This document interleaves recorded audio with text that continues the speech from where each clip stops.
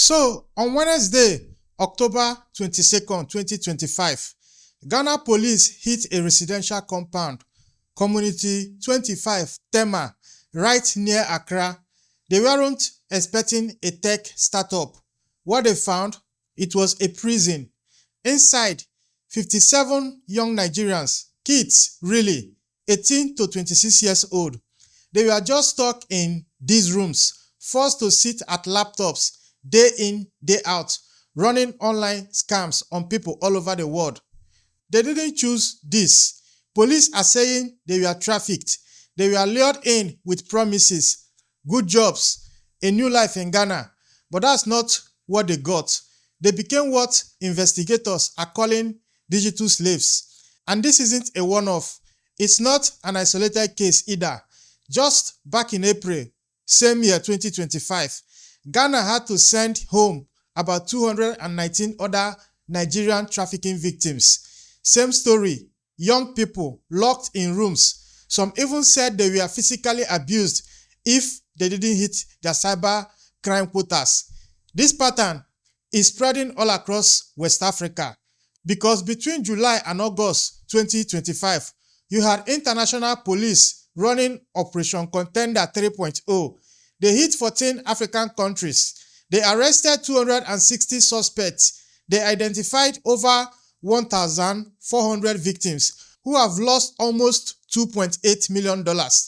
West Africa is now a hub for a new kind of trafficking.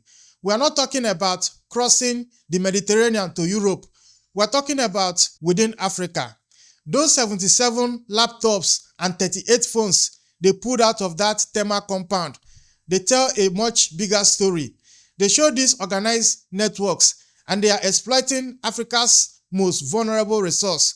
What is that? It's unemployed young people. Get this, the 2025 State of Nigerian Youth Report says nearly 80 million young Nigerians are jobless. An Afrobarometer survey says that 60% of Nigerians have thought about emigrating just to get away from the economic hardship. And the traffickers, they know this. They know people are desperate. So they use Facebook, they use Instagram, WhatsApp, posting fake jobs, targeting kids who have no other options. But here is the uncomfortable truth. These young Nigerians rescued in Ghana, it's complicated. Yes, they were trafficked, but the authorities are clear. They were also forced to run romance scams, draining bank accounts of people thousands of miles away. So, how do we even tell this story? Where does the responsibility fall? And what does this say about Africa's future, about its governance, about this digital economy we are all trying to build? That's what we are exploring. We are going to look at how these digital trafficking networks even work, how 57 young Nigerians ended up in that compound, and why this crisis is just going to keep going unless we fix the root cause. And that is Africa's youth unemployment catastrophe. Stay with me. This is Frontline Africa, and today we are digging deep. All right, picture this. You are scrolling Facebook. You see an ad, earn $500 a month in Ghana. No experience needed. We will give you a place to stay. We will pay your transport. Now, if you are 22, you are in Nigeria, you've got no jobs, bills are piling up. That sounds like hope, right? But for those 57 young Nigerians, it was a nightmare. The way they recruit people, it's simple and it's devastatingly effective. Traffickers just make fake job ads. Facebook, Instagram, WhatsApp, they target Nigerian kids 18 to 26. The offers, customer service, tech support, hospitality jobs in Ghana, it's all fake. They promise good money, free housing, travel paid for. And for young people who are watching their families struggle, watching their friends leave the country, these offers look like a lifeline. And the statistics, they are just staggering. The State of Nigerian Youth Report for 2025, the one presented in Abuja back in September by Plan International Nigeria, it says nearly 80 million Nigerian youth are unemployed. Now, the report notes that the official government numbers claim it's only 6.5% unemployment. That's for 15 to 25-year-olds in 2024. But that's after they controversially changed how they count. Because back in 2020, using the old method, it was 53.4%. 53% of that same age group were unemployed. An Afrobarometer survey from June 2024, it found 23% of young Nigerians 18 to 35 are actively looking for work, and 60% have thought about leaving the country. And in some states, it's even worse. When Ghana sent back those 219 victims back in April this year, the breakdown showed clear regional patterns. Now, we don't have the specific state data for this October raid, not publicly anyways, but that April operation, it showed big numbers from multiple Nigerian states. And Edo has historically been a major source for trafficking victims. Research shows that back in 2016 to 2017, the majority of Nigerian victims trafficked to Italy for sex trafficking, they came from Edo State, Nigeria. So why is this happening? It's because in so many communities across Nigeria, migration, it has become very normal, because economic research shows this widespread belief that life anywhere else is better. In some areas, there are documented cases of parents facing just dire economic situations, handing their own children over to traffickers, just hoping for remittances. Young people aren't just stumbling into these networks. Studies show they are actively looking for sponsors, people who promise to help them travel, not realizing these are the exact people who are going to exploit them. You know, the ECOWAS Free Movement Protocol, that was supposed to be for regional integration, for unity, for economic cooperation across West Africa. But according to Nigeria's Diaspora Commission chair, traffickers have completely exploited it. They just move victims across the border, Nigeria to Ghana, no scrutiny, no visa needed, just a bus ticket and a fake promise. So, they packed their bags, they crossed into Ghana, they walked right into a trap, and what they found in Accra, it wasn't a job, it was captivity. What was happening inside that compound, it shocked even the police who went in. Now, October 22nd, 2025, Ghana police stormed this residential compound, Community 25, Tema, right near Accra. They thought they were busting cyber criminals. What they found were prisoners. From the outside, it looks like any other neighborhood, middle-income houses, families, nothing suspicious at all. But inside one of those compounds, 57 young Nigerians held against their will. Now, this raid, it was the end of months of intelligence work by the CID, the Criminal Investigation Department of the Ghana Police Service. They have been watching the place, building their case. So, when they went in on October 22nd, they find these 57 Nigerians, all of them between 18 to 26 years old. And the equipment they seized, that tells the story. 77 laptops, 38 mobile phones, 2 vehicles, 3 TVs. The police statement, which came out October 23rd, it made it clear. This wasn't some small-time operation. This was organized, industrial-level cybercrime. They arrested 5 suspects. Their names reported in Ghanaian media: Juwe Nosa, Collins Rotimi, Drak Lulu, Austin Amahuaro, and John Uloko. All 5, as of the last report, still remain in custody. Now, according to that CID statement, the victims just weren't free to live. They had been coerced, forced into running online romance scams. Police said they were forced to sit at those screens for hours and hours, creating fake profiles, messaging strangers, building fake relationships just to get money. And if they resisted, they were threatened with violence. And get this wasn't the first time they have hit a place like this, because just 2 months ago, back in August 2025, Ghanaian authorities ran a joint operation. They arrested 39 suspects there. The pattern is clear. These networks keep setting up shop in residential neighborhoods. It gives them cover. The borders are porous, so access is easy. And all these desperate young Nigerians, they provide the exploitable labor. That April rescue, the one with 219 victims. That gives you the context for how brutal this gets. Because when they were freed, Nigeria's Minister of State for Foreign Affairs, Bianca Odumegu Ojukwu, she went to visit them. She described how they have been locked in about 25 rooms, all inside one estate, just used to commit cyber crimes. She said many of them had been inside in the dark with computers for weeks. They couldn't even adjust their eyes to the sunlight when they were brought out.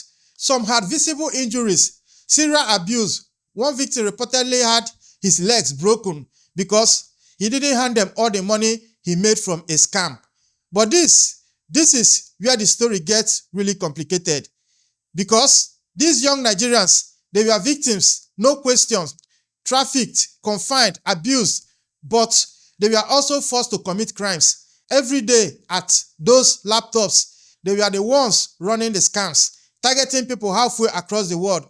So, where does the responsibility really lie? Now, romance scams.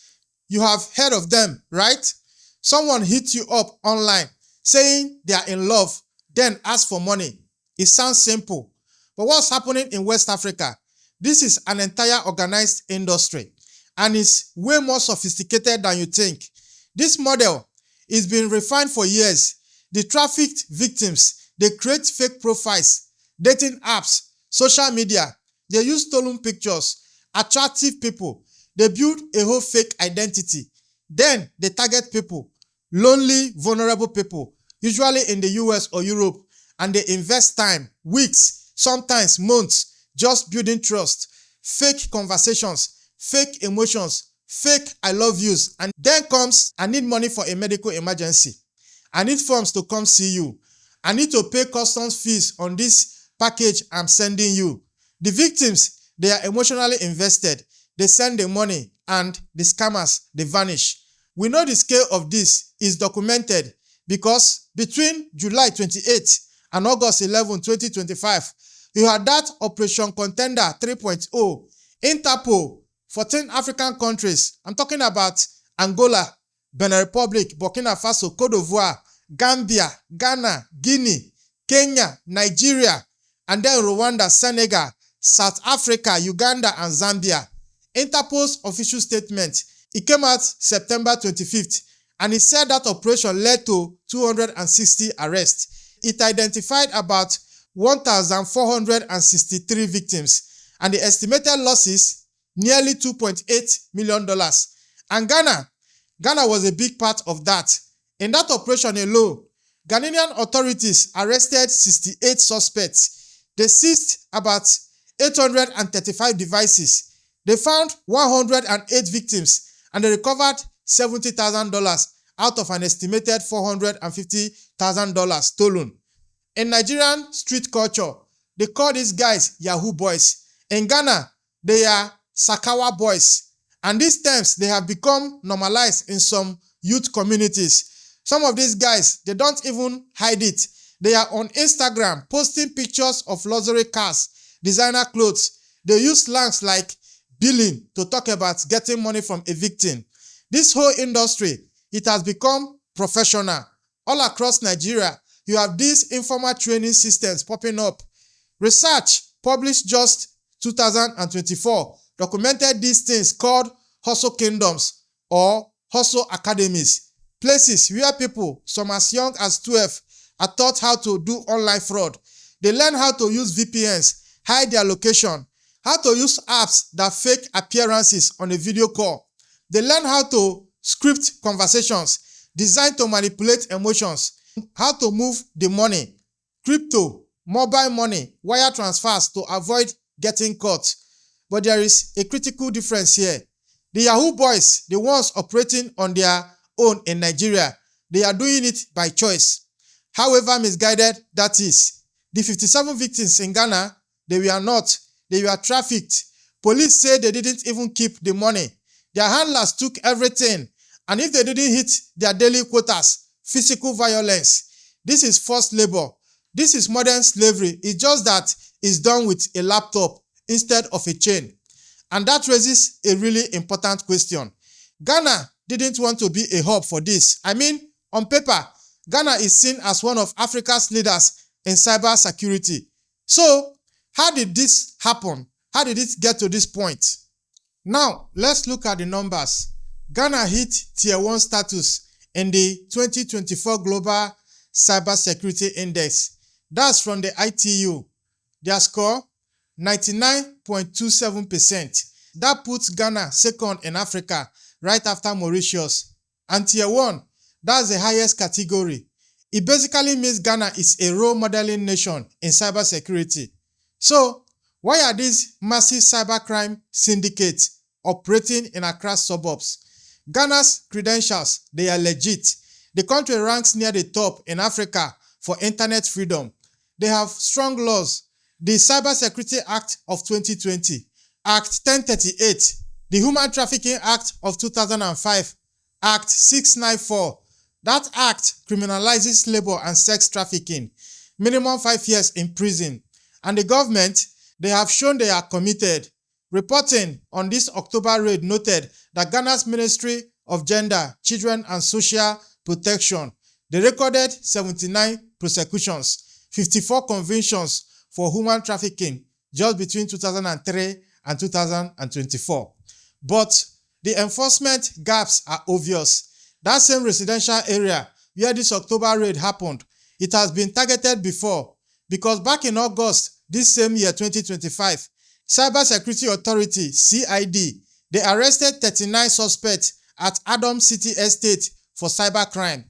2 months later, another network is up and running in a similar spot. So why do they come back? Because the potential profit is just higher than the perceived risk. Ghana Police Chief Inspector, in the statement after this raid, she urged the public, be vigilant, watch out for fake job offers on social media. But see, that puts all the burden on the victims to protect themselves.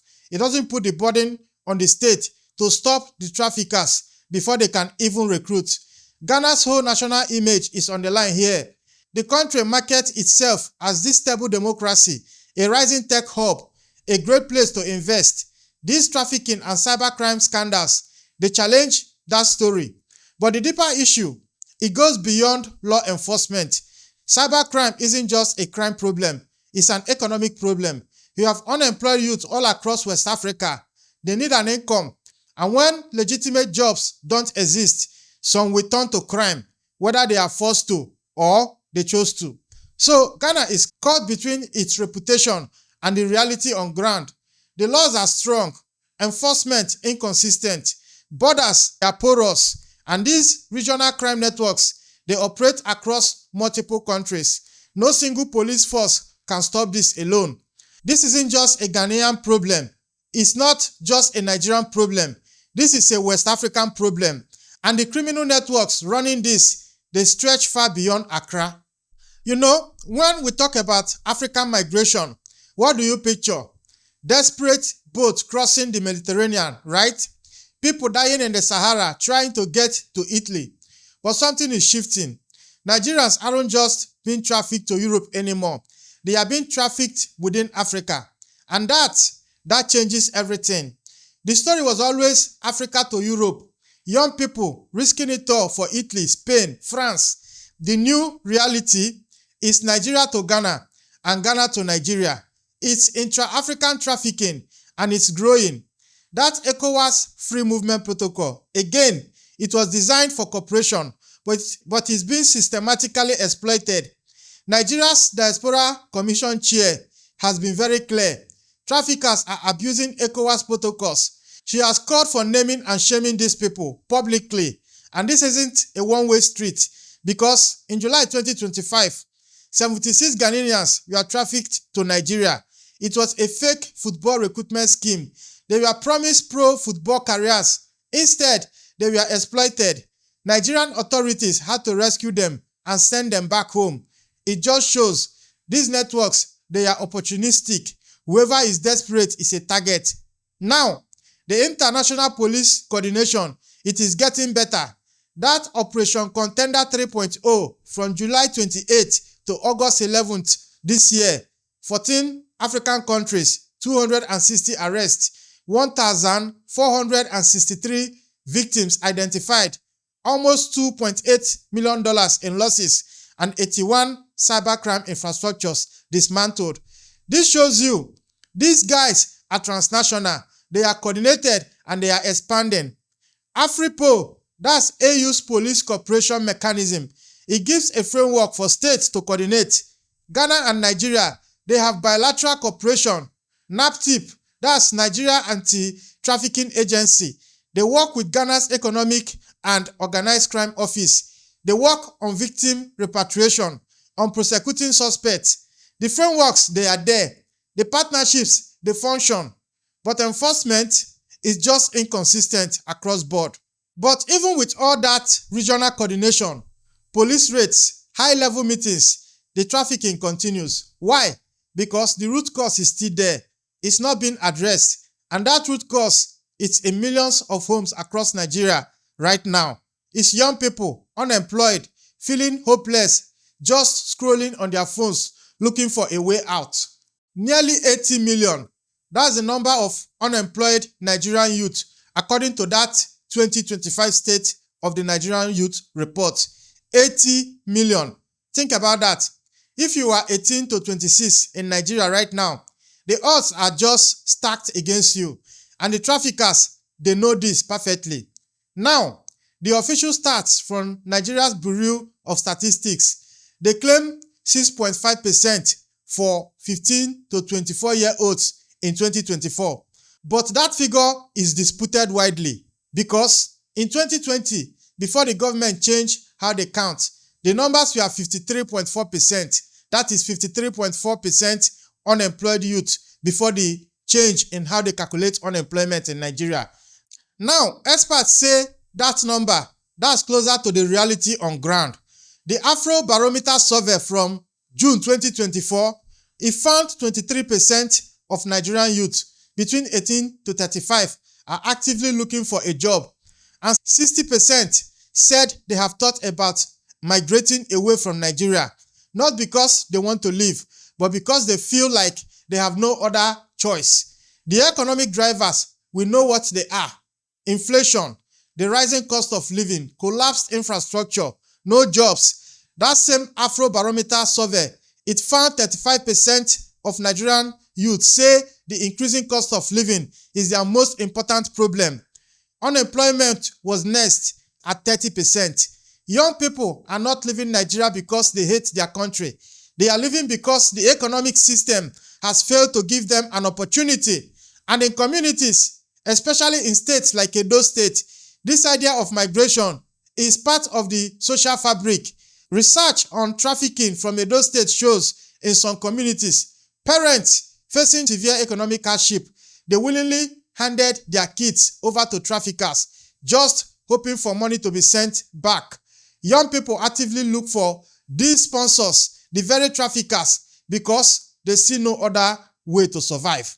Recruiting for these networks, it takes almost no effort. The traffickers aren't chasing the victims. The victims, driven by pure desperation, they are seeking out the traffickers. And studies done in Edo State, they found that not one single trafficking returnee, not one, reported that the police ever investigated their case when they got back.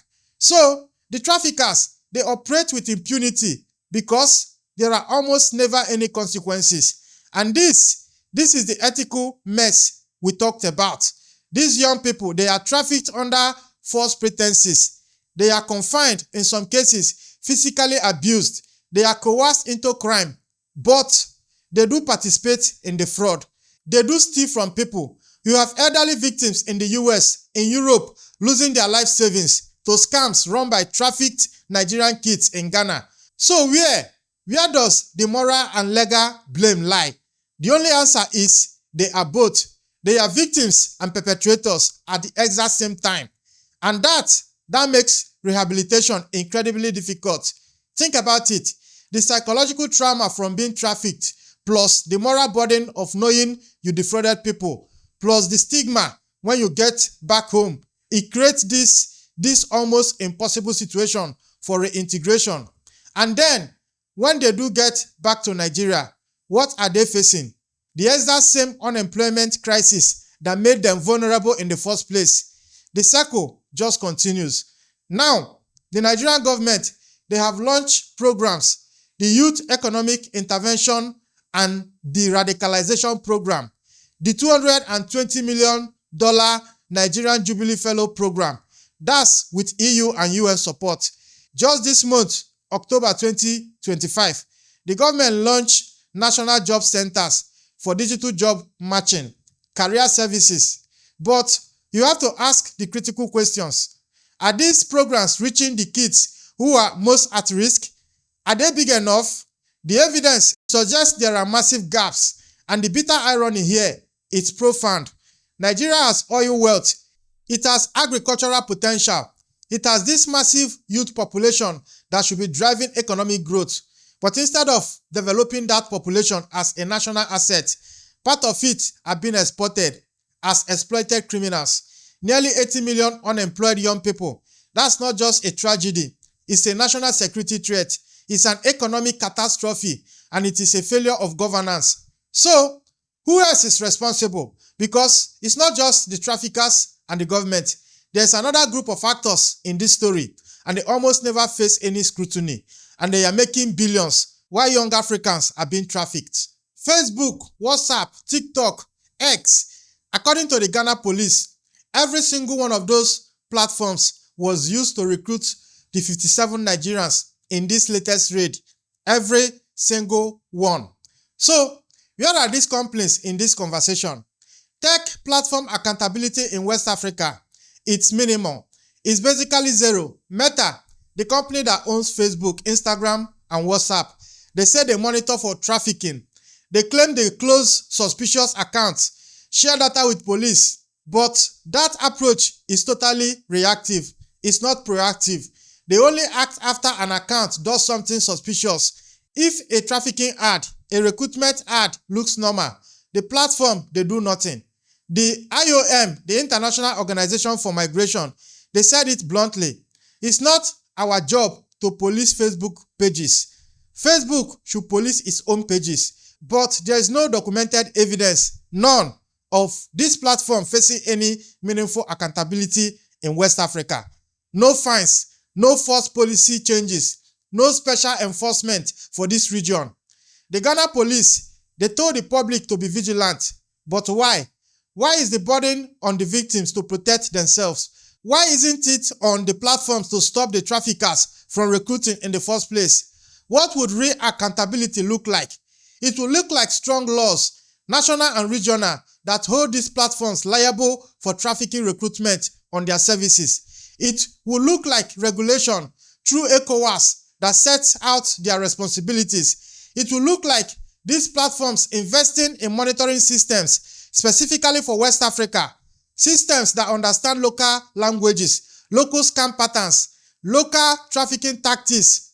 Until these tech companies face real legal and financial consequences, they are just going to keep profiting from ad revenue, while young Africans are exploited on their platforms. But government action is just as critical.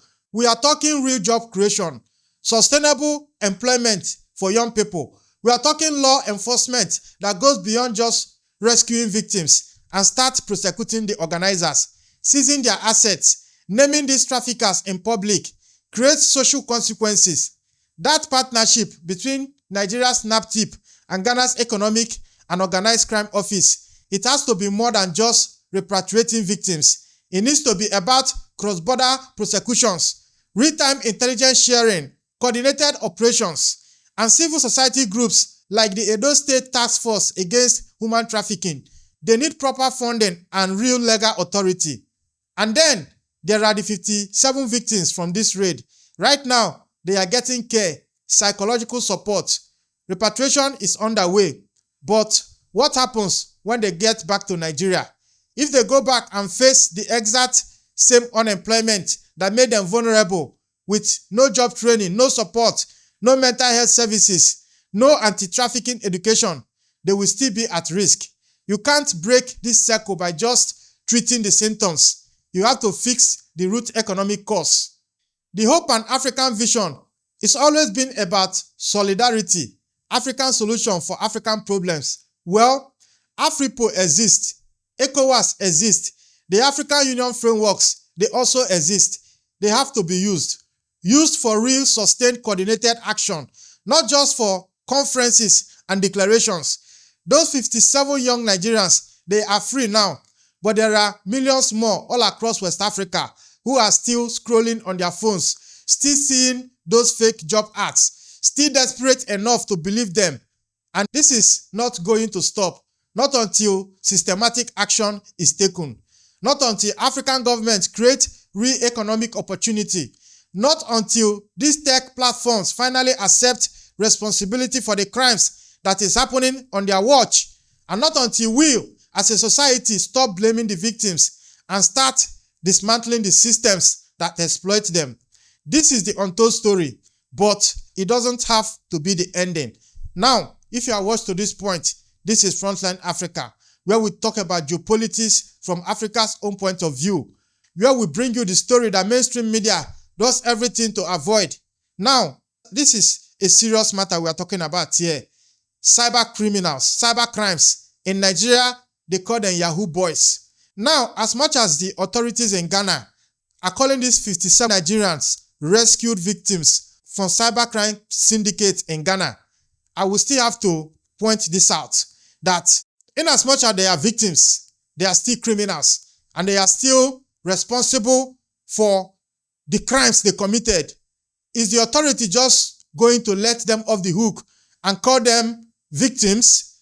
In my own personal opinion, I think both the people that recruit them and the people they recruited, none of them are victims. They are all criminals, and they should all be prosecuted. This is my own humble opinion.